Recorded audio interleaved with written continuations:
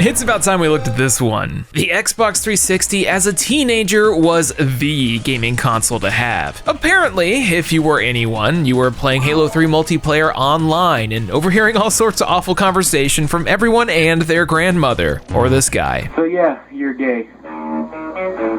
Sure, they might have ruined everything by charging for the service when you had Steam for free, but the 360 was home to some of the biggest and best 7th generation video games we'd seen up until that point. However, there's even more titles that have fallen by the wayside. Forgotten, obscure games, and some that may not ring a bell at all. Also the Kinect. So yo, it's Austin, and do you know what your first Xbox 360 game was? This thing's nearly 20 years old now, which is awful, but mine was Naruto Rise of a Ninja, and I loved every second of it. But before we get started, thanks to Opera GX for sponsoring this video. It's time to make a change. Opera GX is an internet browser designed for gamers, and it's actually one I use quite a bit, actually. Why? Well, because it was made specifically with gamers in mind. I mean, for starters, it's way less resource heavy than other browsers. With the built-in GX control feature, you can limit the amount of CPU and RAM this thing uses, so you can get max performance. And that's performance you can customize. With GX mods, you're able to turn your standard internet surfing experience into something a bit more to your liking. GX Boy is a neat one that may remind you of your childhood, but there's so many neat community-made ones to pick from. Some of them even have neat sound effects.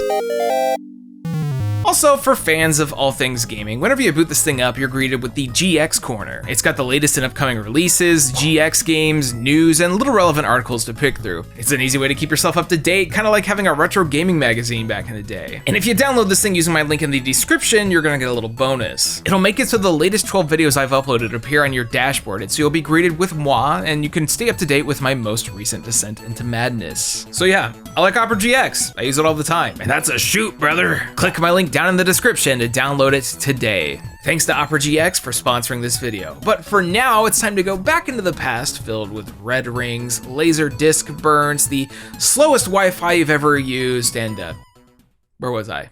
Oh yeah, the Kinect. Maybe not the Kinect. You ever wonder what the bottom of an Avatar shoe looks like? Well, bam! There it is. While I may not be gyrating in front of a camera today, there are plenty of things that I think were totally buried during those years. For every Elder Scrolls Skyrim causing a massive cultural impact, you'd have a 99 Nights and its sequel, known mostly for the Konami press conference. 1 million troops. Wow.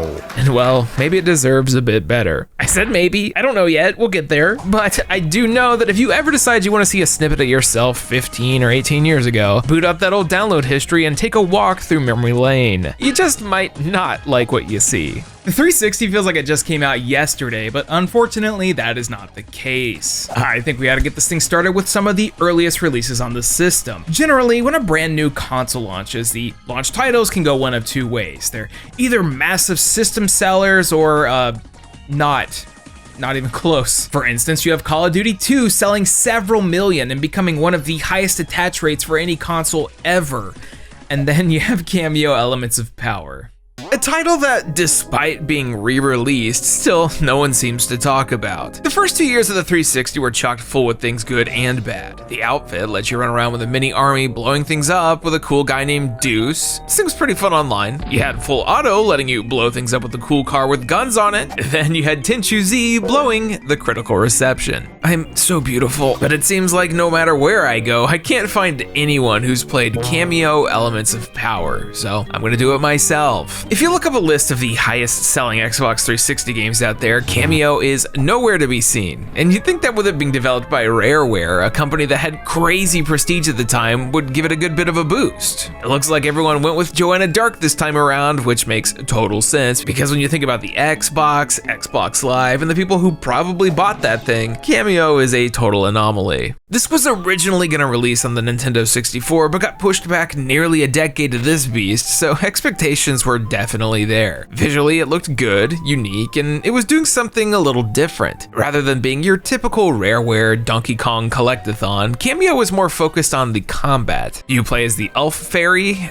Cameo, and she has the ability to transform into different elemental beasts in order to get things done. The first few minutes of gameplay in the intro stage are pretty fun. You're doing weird platforming, beating up orcs, and figuring out how all the mechanics go together. But it very quickly becomes generic. Once you get Metroided and have all of your powers literally smacked out of you, movement and combat becomes limited, but the battle arenas don't stop coming. Nothing of substance comes out of combat besides just participating in it, so it has that PS2 energy of feeling like a time waster, which I guess makes sense considering this thing was in development hell on older consoles. I mean, it's even got a point tally on the top. I don't think Cameo is bad by any means, but I do think it's got one of the most bizarre control schemes out there. Your face buttons swap between whatever beasts you have set, and all of the actions are on the triggers. There's several buttons that should be used instead, but no, we're Dark Soulsing it, I guess. Overall, things unfold in a very uninspiring manner, with characters lacking strong personalities, which is very unlike Rareware previously. Considering I played it for a few hours and felt like I was done, I think we can safely understand why time has been forgetting about Cameo. I will say, playing this backwards compatible on a Series X where it runs like butter definitely makes things a bit better. Talk Fuji or not, I'm gonna get my 1 million troops.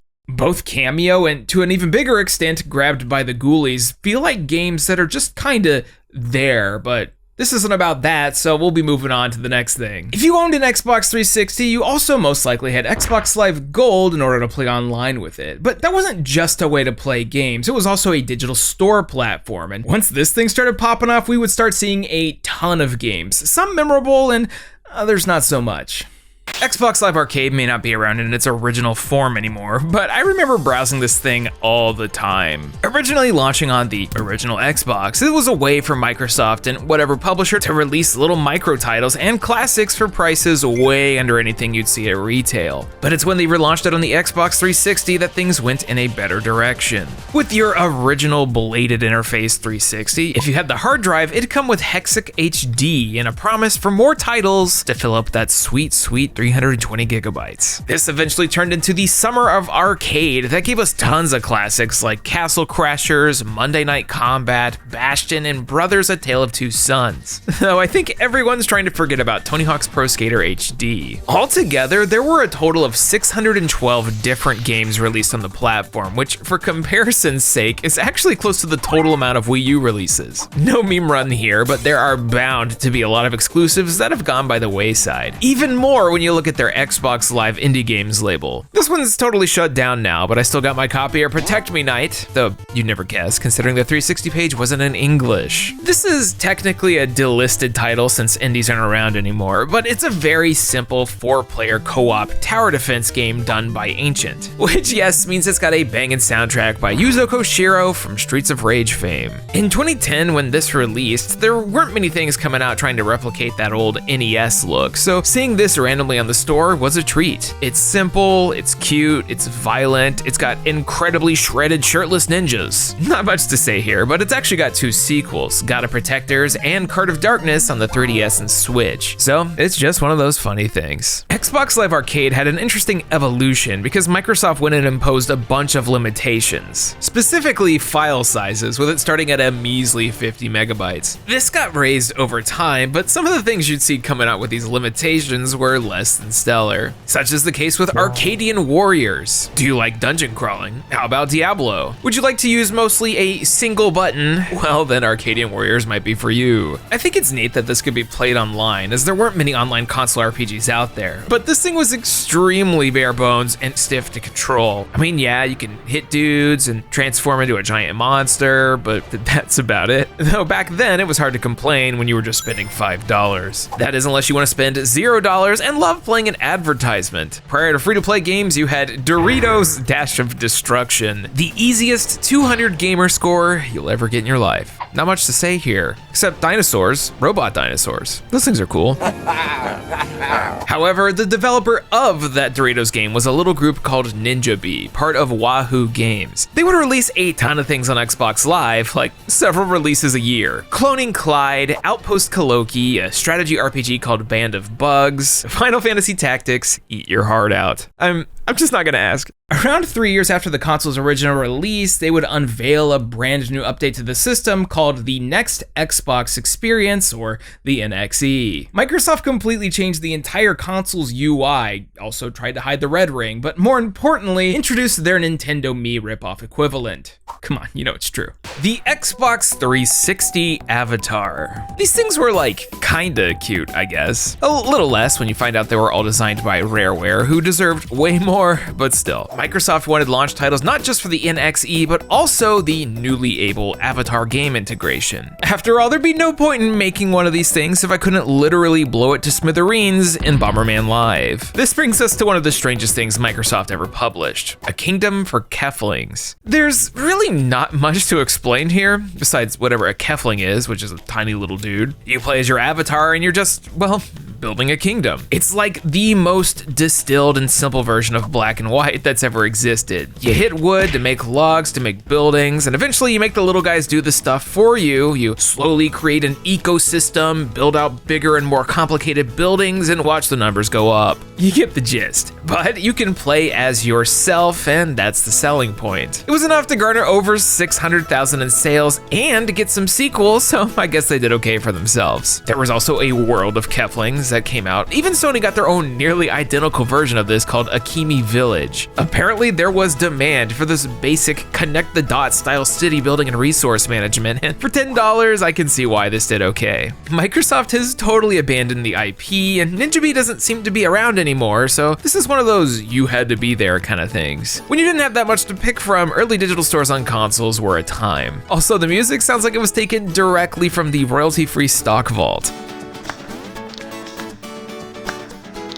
Speaking of abandoned IPs, Fable. Nah, I'm just kidding. Kinda. I actually love Fables 1, 2, and 3 because I'm a freak, but there's also a few releases that some might not know about. And no, I'm not talking about the Kinect game, which, well, we'll talk about the Kinect one day. I'm talking about Fable Heroes. What is Fable Heroes, you're probably thinking? Well, it turns out there's nearly as many spin-offs and Xbox Live Arcade Fable releases as there are mainline. Fable 2 pub games, Fable The Journey, Fable Fortune, and Fable Heroes. Heroes is an interesting one. It was a small pitch that was essentially, what if we make a family-friendly beat-em-up in the Fable world? No one to call you a chicken shicer. Just a fun, lighthearted time where you haphazardly murder thousands as they turn into coin. Fantastic. Fable Heroes does a strange thing where even if you're playing single player, you've got 4 people on the screen at all times. That's because it's a weird hybrid of beat 'em up and Mario Party. It'll suddenly change into a PvP minigame where you're competing to do whatever task the best before throwing you onto a Monopoly board that you use to upgrade your characters at random. You get more dice moves depending on your overall coin collection, and there's just a lot going on in this that doesn't make much sense. It was also working alongside Fable The Journey as a method to gain experience points. Fable Heroes was part of this weird time where I personally feel like Microsoft and Lionhead had no idea what they wanted to do with their hot IP. Unfortunately, the reviews speak for themselves. It's an incredibly middle-of-the-road experience. The performance on the original 360 ranges from meh to abysmal, and it's really hard to tell what's going on the screen. And honestly, if you wanted to play a good beat-em-up on the same console, you had a ridiculous amount of fantastic ports and original options to pick from. Scott Pilgrim vs. the World, Double Dragon Neon, Castle Crashers, heck, X-Men the arcade game. Fable Heroes launched in 2012, so it's really a case of way too little too late. Anyways, we gotta move on, so rest in peace, Fable Legends. I was actually really looking forward to that. One day we're gonna get a proper Fable sequel, but for now I'll just have to cherish the PNG of the logo like a Metroid Prime 4 fan. But hey, speaking of sequels, it wouldn't be video games unless we tried to milk successful franchises for all the dollarinos that we can muster. It doesn't matter if it's good, just shove it out. Good old capitalism. I, for one, know that in the year 2008, everyone was craving a new Frogger. Frogger 2. I mean, technically this should be like Frogger 24, but somehow Konami just up and released a game simply titled Frogger 2 on the Xbox Live Arcade store, and this thing was clearly what everyone was wanting. Look, it's even got a gripping narrative with dynamic confirmation sound effects. I'm not really sure why, but despite having the allure of a fun and friendly kids game, this one is freaking mean. Almost right out of the gate, they decide to go hog wild with the platforming segments. It's also, as you heard, an audio nightmare from start to finish. Even just moving around fills your ears with noises that we shouldn't have to hear that frequently.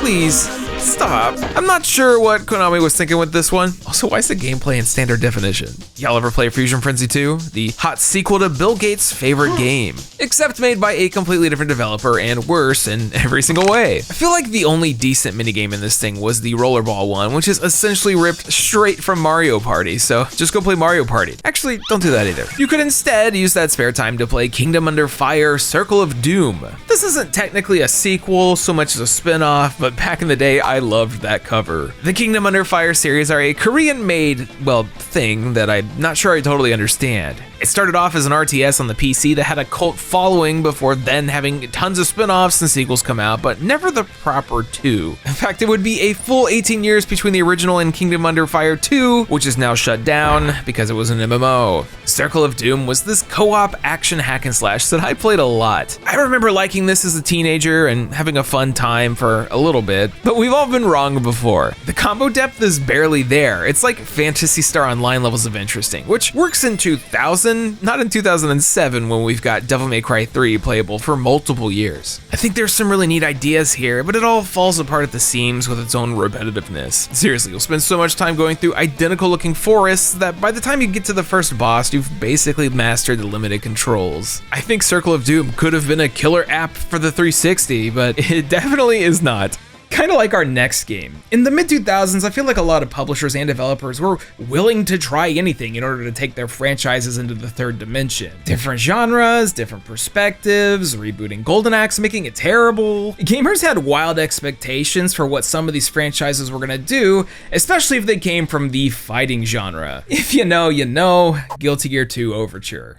Guilty Gear 2 Overture is not a fighting game. It didn't even use sprites, which the series was famous for at the time. Overture is what happens when you combine Dynasty Warriors with Dota in a pinball machine. It's also not a spin-off. It's literally called Guilty Gear 2 and is allegedly all part of the canon. This was part of that absurd era of this franchise where designer Daisuke Ishiwatari wanted to branch out of traditional fighters a bit. So you run around fighting people in lanes, exactly like an average MOBA, but you also summon dudes with points you get for knocking out minions and damaging heroes. These summons get stronger and more expensive over time to help you take out bases way faster. The problem is, this game is freaking hard. You also have to learn how to navigate menus that are hard to read. The combat is also extremely jank. It tried to use some interesting directional inputs, but has what feels like a similar depth to a Muso title, which I love, but it really fails the Guilty Gear name. However, Overture was the first in the series to have English voice acting. Let's check it out. I cleaned up the mess.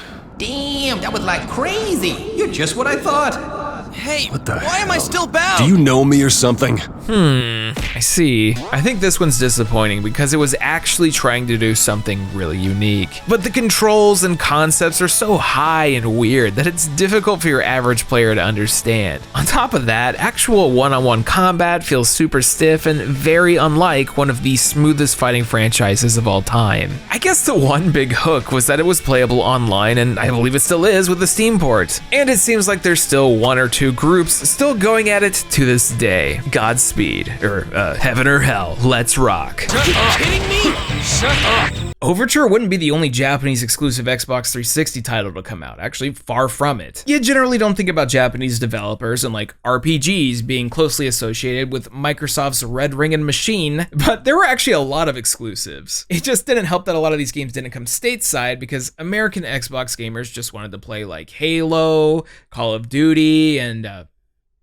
that's it. Microsoft has always had trouble with the Japanese market, and I'm not really sure why. I guess part of it is the fact that they were going more portable at the time, but some of those Xbox 360 sales figures in Japan are straight up depressing. Allegedly 2.3 million Xboxes sold, like every Xbox put together. Yeah, that ain't great, but it's a shame because of how many cool exclusives they were getting. I remember when Microsoft was starting to team up with various publishers across the ocean and things felt almost uncanny. I will never forget the outrage that happened when Final Fantasy 13 was announced for the 360. That was a wild time. I think the most obvious and not forgotten of the bunch are Mistwalker's Blue Dragon and Lost Odyssey, two enormous JRPGs brought to you by some of the original creators of Final Fantasy. Sakaguchi's the bomb, Lost Odyssey's my canon Final Fantasy 13, and no one can change my mind. If you're into strategy RPGs, you've got Operation Darkness and Spectral Force 3, the former being one where you fight Nazis. Both published by Atlas and both of them not great, but having this type of variety on a console lacking it is good. Otherwise, we're still just playing Band of Bugs. Dirty Otaku had Otomedius Excellent, a spiritual successor to Gradius, where all the ships are anime girls. Anime girls with lots of assets. I started recording this while I was in the background of my girlfriend during a meeting, and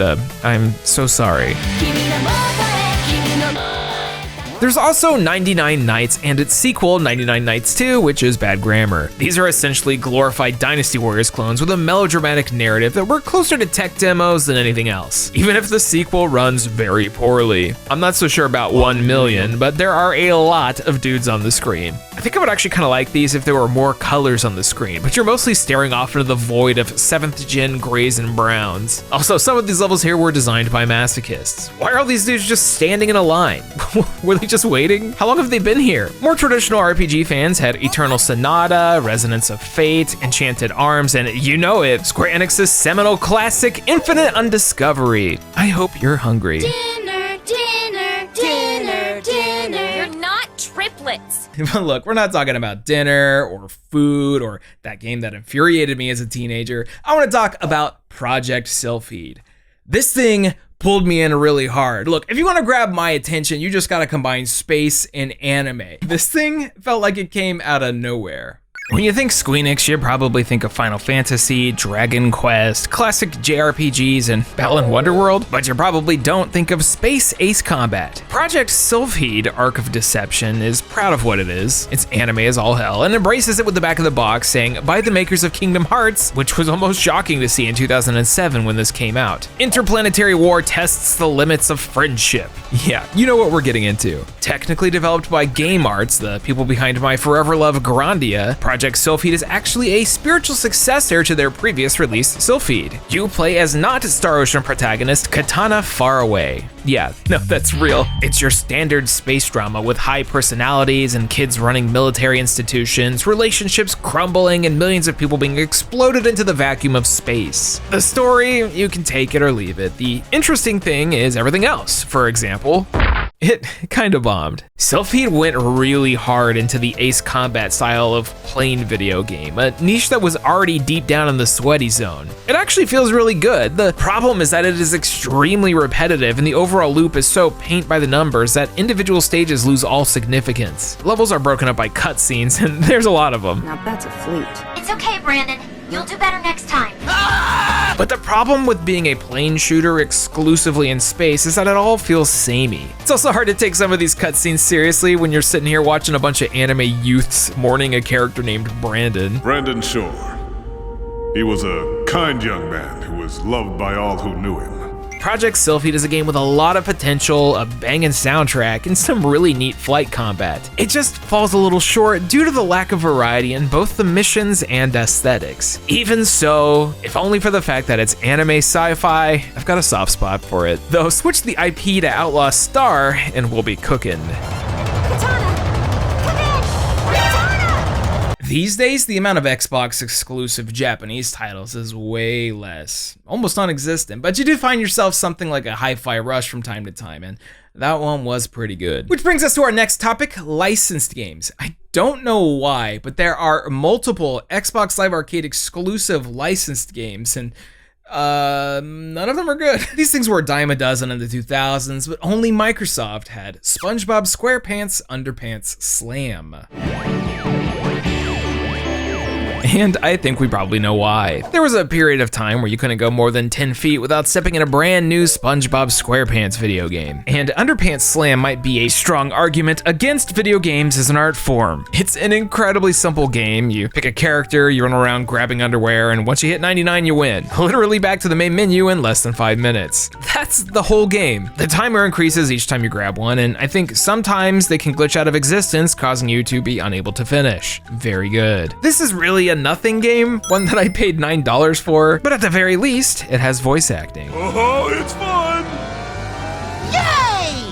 By the way, this never stops. How about Pacific Rim, the video game made by Ukes, the people behind countless WWE games and Rumble Roses, baby. In these early digital store days, you'd see something like this pop up out of nowhere, and typically, it wasn't very good. I mean, there's a novelty for punching giant kaiju and robots in big arenas or big batches of water, but it's incredibly limited and lacks depth. This one's been delisted, so you can't acquire it by normal means anymore, but there's such a middling amount of content here that it's not really worth it. Still, a neat thing. When it comes to licensed games on the 360, a vast majority of these were multi-platform with the PlayStation 3. Things like Afro Samurai and Fist of the North Star Kin's Rage, while memorable, are stuck on old consoles without any modern or PC port. But if we peel back all the layers and go licensed game, Xbox 360, Xbox Live Arcade exclusive, then we come to something like South Park Tennerman's Revenge. I'd understand if you want to unpeel. Tennerman's Revenge is what you would probably expect. It's a South Park game, and actually at the time this came out, it might have been the best one. I mean, it doesn't really have like any competition. Pre-Stick of Truth was rough. Tennerman's Revenge is technically a follow-up to that one episode where Cartman makes a dude eat chili and nothing else happens, and it goes through all the tropes that you would expect. Although you might not have been expecting this to be a discount version of New Super Mario Bros. It's a standard platformer type of deal where each of the kids has their own abilities. You run around collecting little orbs, which give you extended time for a higher score, which is exactly what SpongeBob did too. I guess this is an Xbox Live Arcade staple. Each kid has an additional superhero power-up to do puzzles, but I mean, it all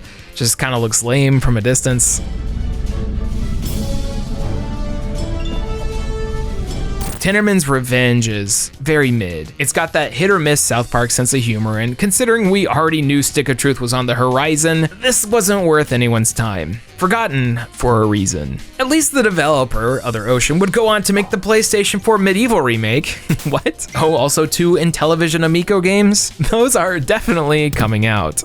Tennerman's Revenge is, at the end of the day, not great, but not terrible either. Look, if I had to pick between that and SpongeBob, I would pick the thing that lasts more than 5 minutes. However, while we're down here in the crap zone, we might as well talk about a few games that are frankly completely terrible. If there's one thing I've learned about modern gamers and their expectations, is that they've completely forgotten what a really bad video game is. The 7th generation, and specifically the Xbox 360, are packed with them.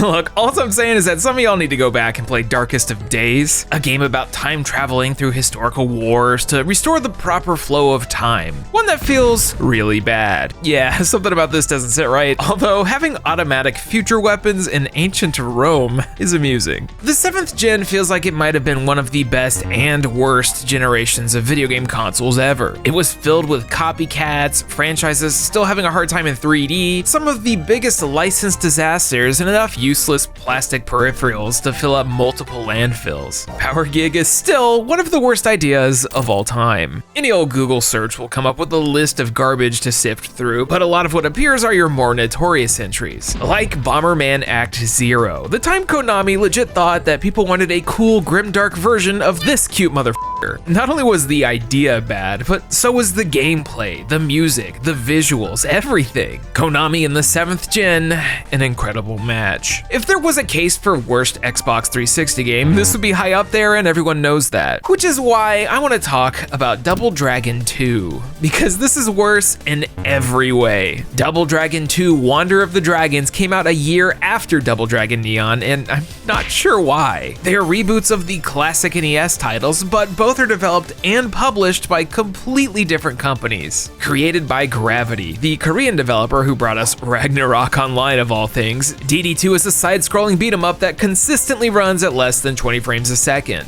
No joke, my Xbox 360 is not dirty. This is actual gameplay footage, and it is always chugging. The hit detection is shy and inconsistent. The cutscenes seem to be weirdly mistimed from the audio. The soundtrack is bare bones, and the special moves were designed with the idea that using them punishes you. You have to manage your health and a stamina bar that work together, and the way that works is that you can get juggled for a very long time by bosses. Like, this guy can't can't kill me, despite the fact that I have no health because I regen stamina too fast. Oh, come on. At least whenever you die, you can press the revenge button to continue. Thanks, guys. Double Dragon 2 Wander of the Dragons is not only a terrible name, but a very bad game, and I have no idea why this was given the green light after the much more well-received Neon. But hey, it did achieve something. It's the lowest reviewed Xbox 360 game on Metacritic. 2 points less than Ride to Hell Retribution. I don't really feel like talking about that, Hulk Hogan's main event, or a girl fight right now. In fact, I don't really want to spend too much time rolling around in the dirt, so what's next? Every now and then, I like to go to like a retro video game store, pick out a console and just sit down, go through every single title they got A through Z and try to find something that I might not have heard of before. I mean, some of these consoles have literally thousands of games to look through. And that was the case the other day when I was going through my old stomping ground in New Braunfels, Texas, the D-pad. I found myself a copy of Morph X. Morph X, more simply Swarm, is a title that can be defined by one word: Eurojank. Like, the most Euro that's ever been janked. Developed by Russian group Tankin Games, who don't seem to be around anymore. This originally released on PC in 2008 and came to the States in 2010 for the 360. And this one is weird. Taking place in the far future of 2011, Earth was mostly wiped out by an invading alien force, leaving only buzzcut marine-looking dudes. The dialogue definitely feels like it was overdubbed in English, because the cutscenes don't always line up with what's going on. Where's the hospital? Speak. Near the Pavletsky. That area is still ours. This whole thing starts with you playing as a dude, waking up with amnesia, so you don't even like have a character name to go off of. So I guess we're Mr. Morph X Guy, a gourmet fusion of Infamous Cole and Commander Shepard. This is a third-person action game where you smack and shoot evil military guys and aliens in the quote hostile world, according to the tutorial. Like, really, you're just kind of like murdering people and watching ridiculous ragdolling before eventually you get the power to, I guess, consume alien life matter and absorb their powers? It's barely explained, but you fight an alien and then you just kind of fall over like, oh, what's wrong? It's like comedy? Instead of carrying dead. Do I look dead to you, huh? Son of a... Morph X really treads the line between Ksoge and actually bad, and I can't decide if I love or hate it. The main shtick here is that when you're leveling up, you get to play a casual game of Pipe Mania. Alongside new weapons and psychic alien abilities, you'll get little like pipe pieces that you can assign to create paths for leveling up your passives. It's a really strange decision in a game that's already bizarre in every way. On top of that, as you play through the campaign, fighting and absorbing different and newer aliens, your character slowly begins turning into a bug man. At a certain point, you're not even holding melee weapons anymore. You just have massive crab claws. There are brief moments where it's kind of fun, but it's so repetitive and you die so fast in this thing that it's just not worth it. Even on the normal difficulty, you'll be mashing the reach right button. And that's on top of the Eurojank. Gotta love it when a cutscene ends and you start getting attacked from the side immediately. Look, Morph X might have a 33 on Metacritic and it does kind of suck, but flip that upside down and it's a whatever that is in my heart. The beast is here! Fire! Fire! The beast!